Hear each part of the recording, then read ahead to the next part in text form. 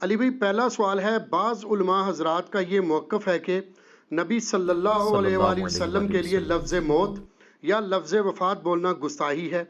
ان کے نزدیک سب سے مناسب لفظ وصال ہے۔ پاکستان میں گستاحی کے فتوے کا سیدھا سیدھا مطلب ہے کسی پر آئین پاکستان کی دفعہ 295 سی لگانا، بلکہ بعض متعصب علماء سو تو آپ کی ویڈیوز کو سیاق و سباق سے ہٹا کر آپ پر بھی اس قسم کی دفعات لگانے کی مذموم کوشش کر رہے ہیں۔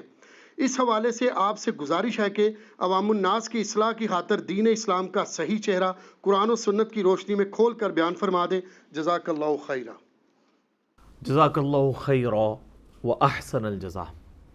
دیکھیں جی، اگر کسی عالم دین کی یہ خواہش ہے کہ وہ میرے اوپر 295 سی لگائے گا تو وہ اپنی خواہش اپنے ساتھ قبر میں لے کے جائے گا۔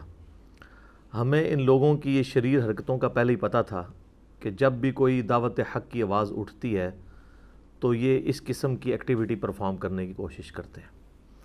تو میں نے تو ان کا سد باب اللہ کے فضل سے 2009 میں ہی کر دیا تھا۔ جو میرا ریسرچ پیپر نمبر 2 ہے، اندھا دھند پیروی کا انجام، جس کو بعد میں ویڈیو ریکارڈنگ کے اندر بھی لے کے آیا تھا 23 فروری 2013 کو۔ مسئلہ 71B، انڈیا اور پاکستان کے بزرگوں کی 19 گستاخانہ عبارات کا تحقیقی جائزہ۔ اس کے پیچھے جہاں پہ یہ انٹینشن تھی کہ لوگوں کو یہ پتہ چلے کہ ان کے بزرگوں نے ان کے ساتھ کیا کام ڈالا ہے، اور ان کی کتابوں نے، بزرگوں کو تو ہم چلیں بینیفٹ آف ڈاؤٹ دیتے ہیں ایک ٹن حسن ظن رکھتے ہوئے، کتابوں نے جو کام ڈالا ہے، وہیں پر مقصد یہ تھا کہ اس سے پہلے کہ یہ کتاب و سنت کی دعوت کو دبانے کے لیے کوئی اس قسم کی ایکٹیویٹی پرفارم کریں کہ کوئی گستاخی کا فتویٰ لگائیں، ان کو اپنے گھر کی فکر پڑ جائے۔ اور اللہ کے فضل سے ہماری یہ اسٹریٹجی کامیاب ہوئی ہے، اور آپ دیکھ رہے ہیں کہ ابھی تک یہ اپنے گھر کی صفائی دے رہے ہیں۔ یہ اس کے پیچھے ایک حکمت تھی، اللہ تعالیٰ نے یعنی یہ بات سجھائی کہ اس طریقے سے معاملات کو لے کے چلا جا سکتا ہے۔ ادعو الی سبیل ربک بالحکمہ والموعظۃ الحسنہ وجادلہم باللتی ہی احسن۔ بلاؤ اپنے رب کی طرف حکمت کے ساتھ اور اچھے واعظ کے ساتھ، اور مجادلہ کرو، یعنی جو بکے ہوئے لوگ ہیں جو بات سننے کے لیے تیار نہیں ہیں ان کے ساتھ پھر ہوگا مجادلہ۔ تو یہ مجادلے کی ایک فارم تھی۔ یہ بات بالکل ٹھیک ہے کہ یہاں پر ہمارے سب کانٹیننٹ میں بالخصوص، اور اس میں بھی ہمارے یہ جو مین ملک ہیں انڈیا، پاکستان، بنگلہ دیش، بلکہ افغانستان بھی اسی میں شامل کر لیں، یہ 4 ملک جو ہیں اس میں لوگوں کی مینٹیلٹی یہ ڈیولپ کی گئی ہے کہ کوئی بھی ایسی بات جو آپ کے عقیدے سے ٹکراتی ہو، آپ نے یہ نہیں دیکھنا کہ یہ کوئی بات کرنے والا کتاب و سنت کی دلیل دے رہا ہے یا نہیں دے رہا، وہ جو مرضی کر لے، آپ نے اس عقیدے کو اپنے بزرگ بابوں کے عقیدے کے ساتھ میچ کرنا ہے۔ اگر تو اس کے مطابق ہے تو پھر آپ نے کہنا ہے سبحان اللہ، اور اگر اس کے مطابق نہیں ہے تو آپ نے پھر یہ کہنا ہے کہ یار یہ میرا دل نہیں مانتا یہ بات ٹھیک ہو، میرا وجدان نہیں کہتا، یار یہ عشق کے اندر یہ بات نہیں آتی ہے، یہ گستاخی والی بات ہے۔ تو ظاہر ہے کہ ہر وہ بات جو ان کے عقیدے سے ٹکرائے گی وہ اس کو گستاخی سمجھ رہے ہوں گے۔ مثلاً اگر ہم کرسچن سے کہیں کہ حضرت عیسیٰ علیہ نبینا علیہ الصلاۃ والسلام ایک انسان ہے، وہ اللہ کے بیٹے نہیں ہیں، تو وہ کرسچن جو انہیں خدا کا بیٹا مانے ہوئے ہیں، کیتھولک، اور وہ کرسچن جو انہیں خدا مانے ہوئے ہیں، پروٹیسٹنٹ، وہ تو کہیں گے انہوں نے شان ہی گھٹ کر دی، ان کی گھٹا دی ہے، کم کر دی ہے، تو گستاخی پہ اتر آئیں گے۔ یقین کریں ہم تو عیسیٰ ابن مریم کے بارے میں جو قرآن میں آیات ہیں، اللہ سے تو بڑھ کے ان کی کوئی عزت کرنے والا نہیں ہے نا۔ وجیہن فی الدنیا والآخرہ، اللہ نے کہا ہے ان کو کہ دنیا میں بھی اور آخرت میں بھی اللہ کے حضور وجاہت والے ہیں اور مقربین میں شامل ہیں۔ وہ عیسیٰ ابن مریم جن کے بارے میں اتنے زبردست الفاظ ہیں قرآن میں، ان کے معجزات کا ذکر ہے، 25 دفعہ ان کا نام آیا ہے، ان کے بارے میں جب توحید کے حوالے سے اللہ تعالیٰ ڈسکشن کرتا ہے تو جو جو الفاظ استعمال کرتا ہے وہ تو یہ لوگ سن نہیں سکتے، ان کے کانوں سے دھواں نکل جائے گا کرسچنز کے۔ تو اس وقت کیا ہم کرسچنز کے اس قسم کے ایٹیچیوڈ کی وجہ سے ان آیات کا انکار کر دیں گے یا اس عقیدے کو غلط کہہ دیں گے جو قرآن بیان کر رہا ہے؟ نہیں. اللہ تبارک و تعالیٰ نے کس لیول پہ اتر کے باتوں کو سمجھایا ہے کہ کوئی بالکل ڈل دماغ بندہ بھی ہونا اس کو بات سمجھ آ جائے. سورہ المائدہ کی آیت نمبر اگر آپ 17 پڑھیں نا، اعوذ باللہ من الشیطان الرجیم، بسم اللہ الرحمن الرحیم. لقد کفر الذین قالوا ان اللہ هو المسیح ابن مریم، بے شک وہ لوگ کافر ہیں جو کہہ رہے ہیں کہ اللہ ہی عیسیٰ ابن مریم ہے یا عیسیٰ ابن مریم ہی اللہ ہے، جو پروٹیسٹنٹ کا عقیدہ ہے. اس زمانے میں جیکوبائٹس تھے، فرقہ یعقوبیہ، اب اسی کی ماڈرن فارم پروٹیسٹنٹ ہے. قل فمن یملک من اللہ شیئا، اے نبی فرما دیجئے بھلا بتاؤ تو کہ اللہ کا کوئی کیا بگاڑ لے گا، اللہ کے مقابلے پر کسی کی کیا طاقت ہے. ان اراد ان یہلک المسیح ابن مریم، اگر اللہ یہ ارادہ کرے کہ ہلاک کر دے عیسیٰ ابن مریم کو، وَأُمَّهُ، اور ان کی ماں کو بھی، وَمَنْ فِي الْأَرْضِ جَمِيعًا، اور جتنے زمین میں ہے سب کو ہلاک کر دے. یہ وصال شریف فرما جائے نہیں ہے، ہلاک. وَلِلَّهِ مُلْكُ السَّمَاوَاتِ وَالْأَرْضِ وَمَا بَيْنَهُمَا، اللہ ہی کی بادشاہت ہے، آسمانوں اور زمین سب اس کی ملک ہیں اور جو کچھ اس کے درمیان ہے. یخلق ما یشاء، جو چاہتا ہے وہ پیدا فرماتا ہے. واللہ علی کل شیء قدیر، اور اللہ تعالیٰ ہر چیز کے اوپر قدرت رکھتا ہے. اللہ کی مخلوق ہے عیسیٰ ابن مریم. یہ تو آگے جا کے سورہ المائدہ کی آیت نمبر 75 میں آتا ہے کہ عیسیٰ ان کی ماں تو روٹی کھانے کے محتاج تھے. وہ تمہارے نفع نقصان کے مالک کیسے ہو سکتے ہیں جو خود روٹی کے محتاج ہوں؟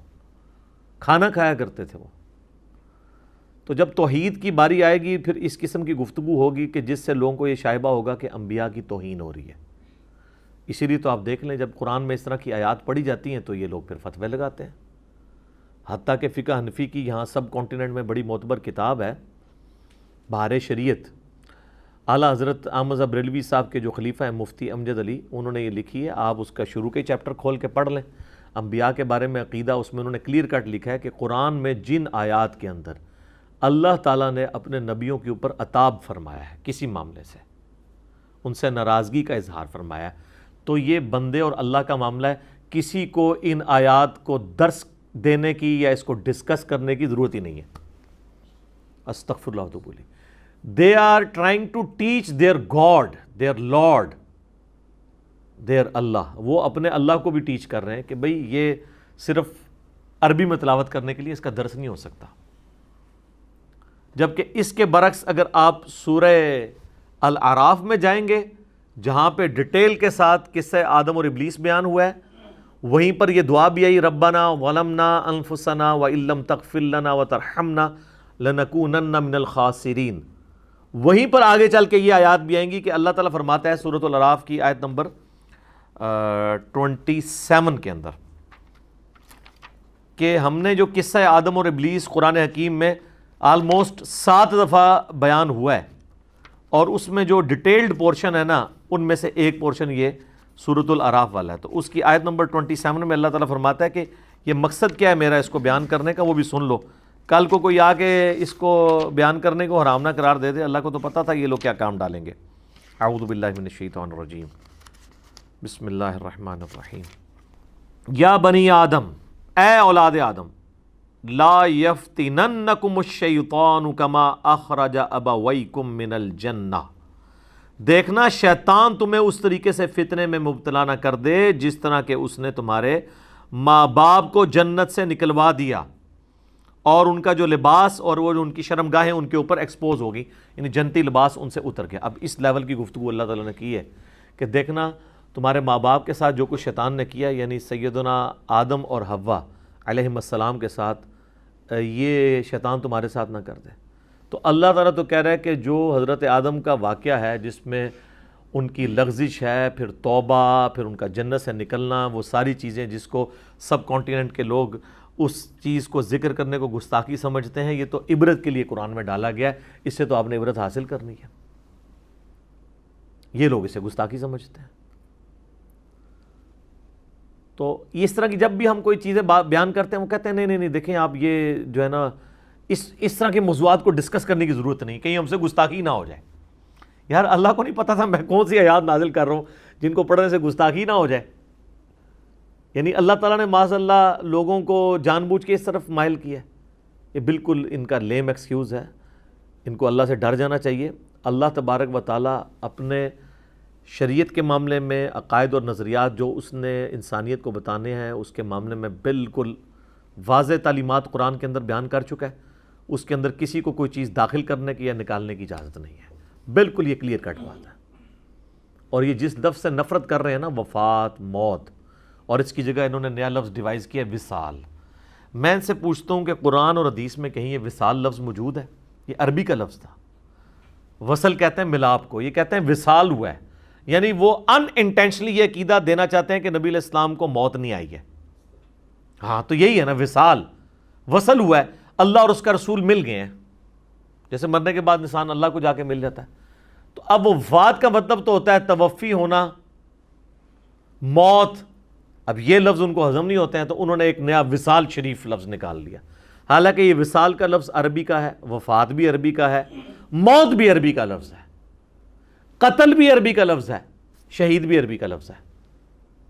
لیکن سورہ آل عمران آیت نمبر 144 غزوہ احد کے موقع پر جب نبی علیہ السلام کے بارے میں یہ مشہور ہو گیا کہ آپ صلی اللہ علیہ وآلہ وسلم شہید ہو گئے، آپ کو زخم ہی اتنا گہرا لگا تھا، یہ 4 دانت شہید ہو گئے، بخاری مسلم میں آتا ہے، اتنا خون نکلا کہ آپ علیہ السلام بے ہوش ہو گئے۔ تو اس وقت یہ آیات نازل ہوئیں، کچھ صحابہ اکرام نے کہا کہ اب ہم نے جنگ کس لیے لڑنی ہے، نبی علیہ السلام ہی فوت ہو گئے، یعنی فوت انڈیا پاکستان میں، وہاں نہیں، یہاں کا میں لفظ استعمال کر رہا ہوں، فوت بھی نہیں بلکہ وصال فرما گئے۔ تو قرآن میں الفاظ ہے سورہ آل عمران آیت نمبر 144 وما محمد الا رسول قد خلت من قبلہ الرسل افئن مات او قتل، محمد تو نہیں مگر ایک رسول، ان سے پہلے بھی کئی رسول گزر چکے ہیں، اگر یہ مر جائیں یا قتل ہو جائیں۔ اچھا یہ ماتا عربی کا لفظ مر جائے، قتل عربی کا لفظ قتل ہو جائے، یہ ہوتے تو کہتے یا اللہ تھوڑی سی امینڈمنٹ کر دے، اس کی جگہ یہ لگا دے کہ اگر یہ وصال شریف فرما دے یا شہید ہو جائے، ورنہ تو گستاخی ہو جائے گی اس میں۔ اگر یہ مر جائیں یا قتل ہو جائیں تو کیا تم دین سے الٹے قدم پھر جاؤ گے؟ اور جو کوئی اپنے دین کے اوپر ثابت قدم رہے گا اللہ تعالیٰ اس کو جزا دے گا، اور جو الٹے قدم پھرنے والے ہیں وہ اللہ تعالیٰ کا تو کچھ نہیں بگاڑ سکے گا۔ یہ اس پوری آیت کا مفہوم ہے۔ تو یہ تو ان کو ہضم نہیں ہوگی۔ سورہ الزمر کی آیت نمبر 30 ہے اِنَّكَ مَيِّتٌ وَإِنَّهُمْ مَيِّتُونَ، اے نبی صلی اللہ علیہ وآلہ وسلم تم نے بھی مرنا ہے اور تمہارے مخالفینوں کو بھی موت آنی ہے، پھر تم اپنے رب کے حضور جھگڑا کرو گے قیامت والے دن، پھر اللہ تعالیٰ فیصلہ کرے گا تمہارے درمیان۔ تو یہاں پہ بھی الفاظ ہے اِنَّكَ مَيِّتٌ، تمہیں بھی موت آنی ہے، تم نے بھی میت ہونا ہے اور تمہارے مخالفین نے بھی۔ اچھا ان ساری آیات کے جواب میں نا ان کے پاس ایک ہی ایکسکیوز ہے، وہ جی اللہ اپنے پیغمبر کو کہہ سکتا ہے، آپ نہیں کہہ سکتے۔ یہ ان کے پاس ایک ایسا بہانہ ہے جس کی وجہ سے یہ جان چھڑا لیتے ہیں، آیات کا انکار بڑی آسانی کے ساتھ کر دیتے ہیں۔ تو ان کا علاج بھی ہمارے پاس ہے، ٹھیک ہے، for the sake of argument ہم ایگری کرتے ہیں کہ یہ اللہ پیغمبروں کو کہہ سکتا ہے، ہم نہیں کہہ سکتے۔ تو اب آپ نے اس بات کے اوپر قائم رہنا ہے کہ اللہ کہہ سکتا ہے، ہم نہیں کہہ سکتے، اور اگر ہم میں سے کسی نے یہ کہہ دیا تو اس کے اوپر شرعی حکم کیا لگائیں گے؟ پھر آپ کہیں گے جی گستاخ ہے۔ ان کو پکا کریں کہ ہم میں پھر صرف ہم نہیں آتے، اللہ کے سوا جتنی ہستیاں آئیں گی نا وہ اس میں شامل ہیں۔ پھر اس میں وہ کہتے ہیں کہ نہیں انبیاء کو بھی نکال دیں، چلے ہم انبیاء کے بارے میں جو قرآن میں آیات ہیں اس کو بھی سکپ کرتے ہیں، ورنہ تو سورہ یوسف کے اندر آیت نمبر 101 حضرت یوسف علیہ السلام کی جو دعا ہے جب وہ ماں باپ اور بھائی ان کو مل جاتے ہیں تو اینڈ پہ وہ اللہ کے حضور کیا دعا کرتے ہیں؟ زبردست الفاظ ہیں، فاطر السماوات والارض انت ولی فی الدنیا والآخرہ توفنی مسلما والحقنی بالصالحین۔ اے زمین و آسمان کے بنانے والے، تو ہی میرا پش پناہ ہے دنیا میں بھی اور آخرت میں بھی، مجھے وفات دینا اسلام کی حالت میں، مسلم حالت میں، اور مجھے ملا دینا صالحین لوگوں کے ساتھ۔ وہاں پہ وفات لفظ ہے، وصال شریف نہیں ہے۔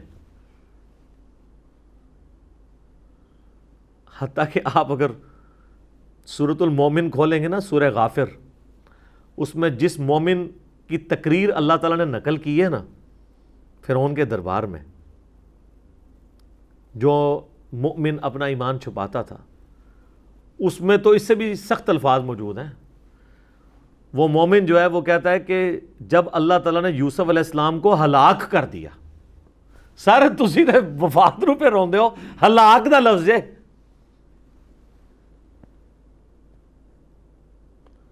ہو سکتا ہے وہ کہ جی اس نے تقیہ کیا ہوگا، سر مومن نے تقیہ کیا، اس کو کوئی اور لفظ نہیں ملا، وہ موت کہہ دیتا، وفات کہہ دیتا، ہلاک۔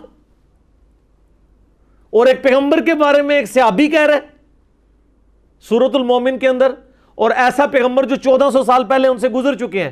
یہ موسیٰ علیہ السلام سے 1400 سال پہلے کا زمانہ ہے یوسف علیہ السلام کا۔ ہمارے نبی علیہ السلام کے بارے میں خود آپ سے کہلوایا گیا سورہ الملک کے اندر، قُلْ أَرَأَيْتُمْ إِنْ أَهْلَكَنِيَ اللَّهُ وَمَن مَّعِيَ۔ تم فرما دو کہ اگر اللہ ارادہ کرے کہ مجھے ہلاک کر دے اور میرے ساتھیوں کو، تو کافر کے زوم کے اندر ہیں، ان کو کون عذاب سے بچا سکتا ہے؟ اللہ تعالیٰ نے حضرت عیسیٰ علیہ السلام کے لیے ہلاک کا لفظ استعمال کیا، سورہ المائدہ کی آیت نمبر 17۔ مومن نے حضرت یوسف علیہ السلام کے بارے میں استعمال کیا، نبی علیہ السلام نے اپنے بارے میں اور اپنے سارے صحابہ کے بارے میں۔ خیر اس کو ہم چھوڑ دیتے ہیں، وہ کہیں گے جی یہ تو انبیاء اور ان کے آپس کے معاملات ہیں، ٹھیک ہے، لیکن اس میں یہ جو ان کا صحابی بول رہا ہے نا وہ بالکل غلط ہے، یہ ذرا ذہن میں رکھیے گا، وہ نبی نہیں ہے مومن جو ہے۔ اب ہم ادھر آ جاتے ہیں، چلے یہ کہیں گے پرانی شریعتوں کی باتیں چھوڑ دیں، اس شریعت میں آ جائیں۔ اس امت میں رسول اللہ کے بعد سب سے افضل کون ہے؟ سیدنا ابو بکر عمر۔ صحیح بخاری میں موجود ہے نا، حضرت علی کا بیٹا رضی اللہ تعالیٰ عنہ علیہ السلام، محمد ابن حنفیہ رحمہ اللہ تعالیٰ کہتے ہیں کہ میں نے پوچھا اے ابا جان رسول اللہ کے بعد اس امت میں سب سے افضل کون ہے؟ تو انہوں نے کہا ابو بکر۔ میں نے پوچھا اس کے بعد کون؟ کہا عمر۔ تو کہتے ہیں مجھے خدشہ ہوا میں تیسری دفعہ پوچھوں گا تو عثمان کا نام لیں گے، تو میں نے کہا اس کے بعد تو پھر آپ ہی ہوں گے۔ تو سیدنا علی نے کہا کہ میں تو عام مسلمانوں میں سے ایک مسلمان ہوں، یہ ان کی عاجزی تھی۔ تو مولا علی جن کو یہ کہہ رہے ہیں کہ ابو بکر اور عمر اس امت میں رسول اللہ کے بعد سب سے افضل ہیں، یہ صحیح بخاری میں حدیث ہے۔ ان دونوں شیخین مسلمانوں کے خلفائے راشدین میں سے ٹاپ آف دا لسٹ دو خلفاء جن کی خلافتیں محفوظہ ہیں اللہ کی طرف سے، ان دونوں کے فتوے ہم آپ کو صحیح بخاری سے پیش کر دیتے ہیں، پھر 295C آپ دیکھیں کس کے اوپر یہ لگائیں گے، یہ اس زمانے میں ہوتے تو ان پہ لگوا دیتے ہیں۔ سیدنا ابو بکر صدیق رضی اللہ تعالیٰ عنہ علیہ السلام نے نبی صلی اللہ علیہ وآلہ وسلم کی وفات کے موقع پر جو پہلا خطبہ دیا ہے، ابھی میت رکھی ہوئی ہے، آپ علیہ السلام کو دفنایا نہیں گیا۔ صحیح بخاری میں یہ حدیث کم از کم 7-8 مقامات پہ آئی ہے، اس میں جو ڈیٹیلڈ اس کے طرق آئے ہیں نا، انٹرنیشنل نمبر کے مطابق 1241، 1242، 3667 اور 3668، یہ چار جو طرق ہیں، اس میں آپ کو ڈیٹیل سے ملے گا۔ سیدہ عائشہ سلام اللہ علیہا کہتی ہیں کہ نبی علیہ السلام کی میت رکھی تھی، حضرت ابو بکر تک جب خبر پہنچی تو وہ میرے حجرے میں آئے، آپ علیہ السلام کے چہرہ مبارک سے چادر کو ہٹایا اور ماتھے پر بوسہ دیا اور کہا کہ میرے ماں باپ آپ پہ قربان، اللہ تعالیٰ آپ پر 2 موتیں جمع نہیں کرے گا. یعنی ایک موت آپ کو آنی تھی جو آپ کا مقدر تھی وہ آئی، اب دوبارہ موت آپ کو نہیں آئے گی، یعنی آپ آخرت کی زندگی میں چلے گئے. کیونکہ انہی حدیث میں آتا ہے کہ حضرت عمر نے تلوار اٹھا لی تھی اور وہ یہ کہتے تھے کہ جو شخص یہ کہے گا کہ نبی علیہ السلام فوت ہو گئے میں اس کو قتل کر دوں گا. ان کا یہ عقیدہ نہیں تھا کہ نبی علیہ السلام فوت نہیں ہو سکتے، ان کا یہ تھا کہ ابھی تو نبی علیہ السلام نے منافقین سے بھی قتال کرنا ہے، ان سب کو ایکسپوز کرنا ہے، تو آپ یہ اپنا مشن پورا کیے بغیر نہیں جا سکتے. آپ نے تو ہمیں بتایا، بخاری مسلم میں احادیث موجود ہیں کہ رومن اور پرشین امپائر عنقریب گر جائیں گی، پھر قیامت تک کوئی کیسر اور کسرا نہیں ہوں گے، تو یہ سب کچھ آپ کے ہاتھوں سے ہوگا. یہ حضرت عمر کا عقیدہ تھا کہ ان کے ہاتھوں سے ہوگا. تو وہ یہ سمجھتے تھے جس طرح حضرت ابوبکر صدیق رضی اللہ تعالیٰ عنہ نے تو خیر امت کو عقیدہ سمجھا دیا، جس طرح حضرت موسیٰ علیہ السلام کوہ طور پہ چلے گئے تھے اور 40 دن کے بعد واپس آ گئے تھے، اس طریقے سے نبی علیہ السلام بھی واپس آ جائیں گے. تو اس کی نفی پھر حضرت ابوبکر نے کی کہ اللہ تعالیٰ آپ پہ 2 موتیں نہیں جمع کرے گا، موت ایک ہی دفعہ آنی ہوتی ہے. آپ کو موت آ چکی ہے، اب آپ دوبارہ دنیا میں واپس نہیں آئیں گے، اب آخرت کی زندگی میں. یعنی آپ ڈورمنٹ پوزیشن میں نہیں گئے ہیں، آپ واقعی آپ پہ موت آ گئی ہے. پھر آپ باہر آئے تو دیکھا کہ سیدنا عمر کے گرد لوگ جمع ہیں. تو حضرت ابوبکر نے کہا کہ عمر کو اس کے حال پہ چھوڑ دو اور تم میری بات سنو. ممبر پہ چڑھے اور ممبر پہ چڑھتے ہی پہلی بات وہ کی جس پہ آج کے لوگ 295C لگوا دیں. اللہ، پنجابی ادھر ترجمہ کرا، کان کھول کے سن لو، آگاہ ہو جاؤ. من کان یعبد محمدا فإن محمد قد مات. جو کوئی بھی محمد کی عبادت کرتا تھا صلی اللہ علیہ وآلہ وسلم، وہ جان لے کہ محمد مر چکے ہیں، وصال نہیں فرما چکے، وفات نہیں فرما چکے، شہید نہیں ہو چکے. فإن محمد قد مات. ومن کان یعبد اللہ فإن اللہ حی لا یموت.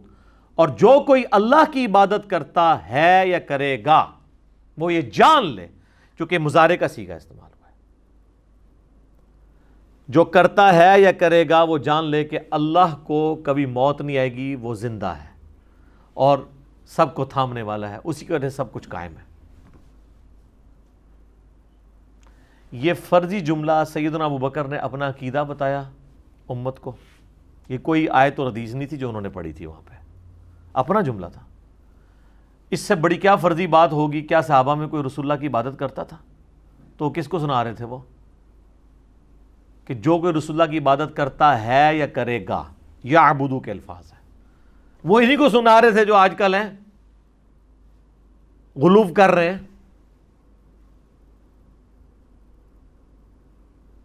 تو کسی نے ان کو کہا کہ آپ فرضی جملہ بول رہے ہیں، مسلمانوں پہ شرک کا الزام لگا رہے ہیں، کون رسول اللہ کی عبادت کرتا ہے؟ انہوں نے کہنا سی نا وہ تو کیڑیاں گلا پہ کرنا ہوئے، وہ کوئی اور آیت نہیں تم لبھی، تو آگے سیدھے ہی چڑھ گئے ممبر تھے. انہوں نے تو یہ کہنا تھا. پھر سیدنا ابوبکر نے اس کی سپورٹ میں وہ آیت پڑھی، سورہ آل عمران آیت نمبر 144، وما محمد الا رسول قد خلت من قبلہ الرسل افإن مات او قتل. پھر پڑھی انک میت وانہم میتون، سورہ الزمر آیت نمبر 30. وہ ساری آیات وہی پڑھی اس ثبوت میں. سیدنا عمر کہتے ہیں جب میں نے ابوبکر کی زبان سے یہ آیات سنی اور یہ خطبہ سنا تو میرے پاؤں میرے جسم کا بوجھ نہیں اٹھا سکے، اور مجھے لگا کہ آیات جس طرح آج ہی نازل ہوئی ہیں، حالانکہ ہم یہ آیات پہلے بھی سنتے تھے. یہ ہے صحابی میں اور غیر صحابی میں فرق کہ قرآن و حدیث سنا فوراً سمعنا و اطعنا، اور انہی احادیث میں موجود ہے. صحابہ کرام کہتے ہیں کئی دن تک ہماری حالت تھی، ہم جب کبھی بھی ایک دوسرے کو ملتے تھے نا تو یہی آیت سناتے تھے، وما محمد الا رسول قد خلت من قبلہ الرسل افإن مات او قتل، تاکہ ہمارے دل میں یہ بات بیٹھ جائے کہ نبی الاسلام دنیا سے چلے گئے. ان کے بقول گستاخی کر رہے ہوتے تھے. وہ یہ کہتے تو کہتے تسی پڑھو جی ان اللہ و ملائکتہ یصلون علی النبی، تسی پڑھو جی انا ارسلناک شاہدا و مبشرا و نذیرا، تسی پڑھو جی من یطع الرسول فقد اطاع اللہ، تسی پڑھو جی قل ان کنتم تحبون اللہ فاتبعونی یحببکم اللہ. سر اس وقت ان آیات کی ضرورت نہیں تھی، کیونکہ نبی علیہ السلام سے پہلے پوری دنیا میں سب سے بڑے لیول کا جو شرک موجود تھا وہ ایک پیغمبر کے ماننے والوں کے فالورز کا تھا، عیسیٰ ابن مریم کے۔ نبی علیہ السلام نے دوسرا عیسیٰ ابن مریم بن جانا تھا اگر آپ علیہ السلام کی اتنی سٹرکٹ تعلیمات نہ ہوتی۔ صحیح بخاری میں حدیث ہے، دیکھنا میری شان کو اس طرح نہ بلند کرنا جس طرح نصارہ نے اپنے پیغمبر کو بڑھا دیا تھا، میں اللہ کا بندہ اور اس کا رسول ہوں، مجھے اللہ کا بندہ اور اس کا رسول ہی کہنا۔ میں یہ کہتا ہوں کہ نبی علیہ السلام کی میت کے اوپر سیدنا ابوبکر کا یہ بولنا کہ من کان یعبد محمدا فإن محمد قد مات، یہ نبی علیہ السلام کی کامیابی کی دلیل ہے کہ آپ کو جو اللہ نے امام الموحدین بنا کر بھیجا تھا، آپ کی ٹیم ایسی پروڈیوس ہو گئی تھی کہ جو آپ کی میت پہ آپ کی شان نہیں بیان کر رہی تھی بلکہ توحید بیان کر رہی تھی۔ یہ نبی علیہ السلام کی تعلیم کی کامیابی ہے جس کے لیے آپ دنیا میں آئے تھے۔ تو سیدنا ابوبکر جو ہیں وہ غیر نبی ہیں، غیر اللہ ہیں، امتی ہیں، جتنے مرضی اعلیٰ درجے کے صحابی ہیں لیکن ہے امتی ہیں۔ تو انہوں نے جو خود سے بولا نبی علیہ السلام کے بارے میں، ان کی ڈاکٹرن میں یہ گستاخانہ عبارت ہے اور اس پہ 295 سی لگے گی ان کی ڈاکٹرن میں۔ ہم تو کہنا ہے بالکل صحیح عقیدہ بیان کیا،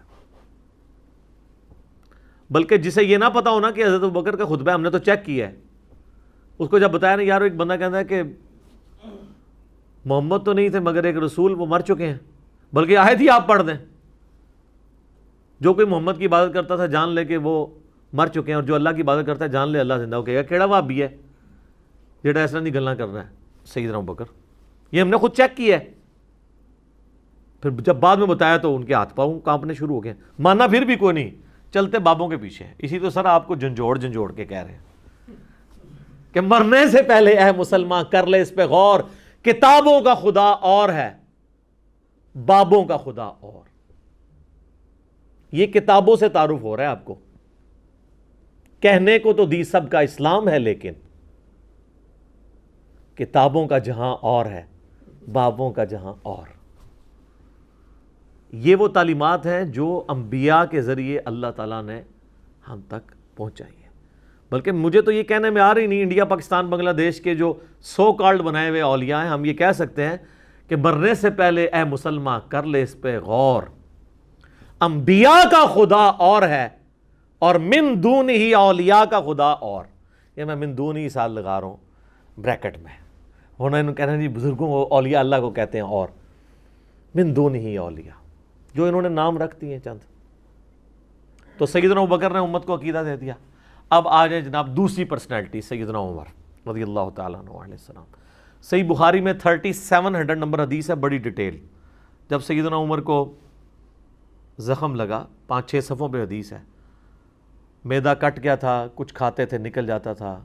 جب ان کو نظر آیا کہ اب میں نہیں بچ پاؤں گا تو انہوں نے کئی ایک وصیتیں کی، ان میں سے ایک یہ بھی تھی کہ انہوں نے کہا کہ میں اپنے بعد ان 6 لوگوں سے زیادہ خلافت کا حقدار کسی کو نہیں سمجھتا، بلکہ انہوں نے کہا کہ خلافت کے حقدار صرف یہ 6 لوگ ہیں، اور پھر 7 الفاظ بولے، الذین توفی رسول اللہ صلی اللہ علیہ وآلہ وسلم وہو عنہم راض۔ یہ وہ 6 لوگ ہیں کہ جن سے رسول اللہ اپنی وفات تک راضی تھے۔ وصال نہیں ہے یہاں پہ، وفات کے الفاظ۔ تو سیدنا عمر نے بھی نبی علیہ السلام کے لیے وفات کے لفظ استعمال کیے کہ اپنی وفات تک رسول اللہ ان 6 لوگوں سے راضی تھے۔ پھر بخاری کے الفاظ ہیں کہ انہوں نے پھر نام لیے سیدنا علی، عثمان، طلحہ، زبیر، عبد الرحمن بن عوف اور سعد ابن ابی وقاص رضی اللہ عنہم اجمعین وعلیہم السلام اجمعین۔ تو یہ حدیث بھی بالکل واضح ثبوت ہے کہ صحابہ کرام ان الفاظ کے استعمال کرنے کو گستاخی نہیں سمجھتے تھے جس طرح کے آج کل کے لوگ گستاخی سمجھتے ہیں، بلکہ یہ تو ہر ایک چیز کے اوپر گستاخی کا فتویٰ جیب میں لیے پھرتے ہیں۔ اچھا، آپ کو اگر کوئی وہم آئے نا کہ یہ کوئی بڑے کوئی عاشق رسول ہیں تو ان کو ٹیسٹر بھی آپ لگا کے چیک کر سکتے ہیں کہ ان کا عشق 1 نمبر ہے یا 2 نمبر ہے۔ 1 نمبر اگر عشق ہوا نا تو پھر ان کو جو بھی گستاخ نظر آئے گا اس سے اعلانیہ گستاخ کہیں گے، اور اگر 2 نمبر عشق ہوگا تو یہ منہ چھپاتے پھریں گے۔ پھر تو معذرت کے ساتھ تو ہم تو اسی رزلٹ پہ پہنچے کہ 2 نمبر ہے۔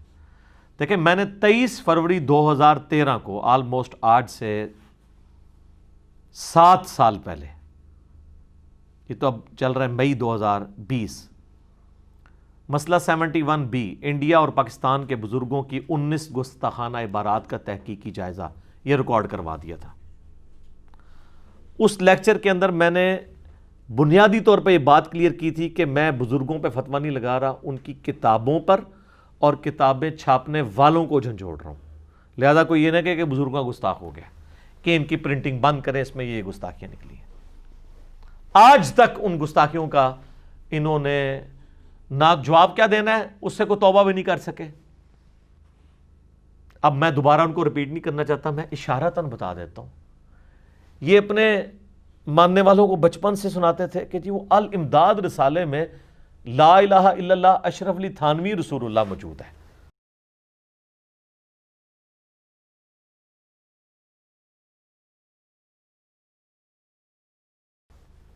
ہم نے کہا جی وہ بھی غلط، لیکن سر اپنے گھر کی بھی خبر لیں، وہاں پہ ہشت بہشت کتاب جو ہے جس میں چیپٹر ہے فوائد السالکین، اس میں تو لا الہ الا اللہ چشتی رسول اللہ بھی موجود ہے۔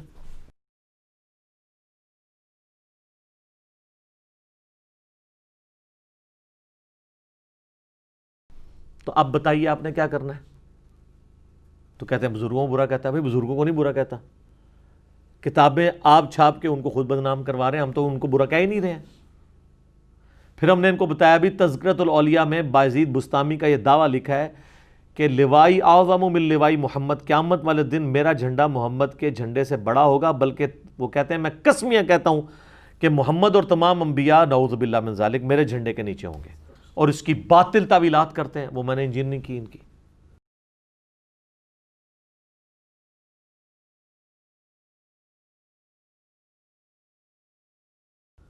پھر میں نے انہیں بتایا کہ بھائی کشف المحجوب کھول لو، کشف المحجوب کے اندر صحب اور سکر کا چیپٹر نکالو، زید ابن حارثہ کی بیوی کے ساتھ نبی صلی اللہ علیہ وآلہ وسلم کے بارے میں ایک غلط واقعہ لکھا ہوا ہے، انتہائی حیا سوز قسم کا واقعہ۔ اب میں بار بار اس کو بیان کرتے ہوئے مجھے خود بھی شرم آتی ہے۔